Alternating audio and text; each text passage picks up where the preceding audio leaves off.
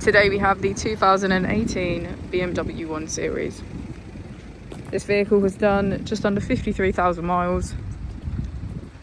It has an automatic transmission and a diesel fuel type. To the left of our steering wheel, we have cruise control as a feature, as well as our keyless ignition.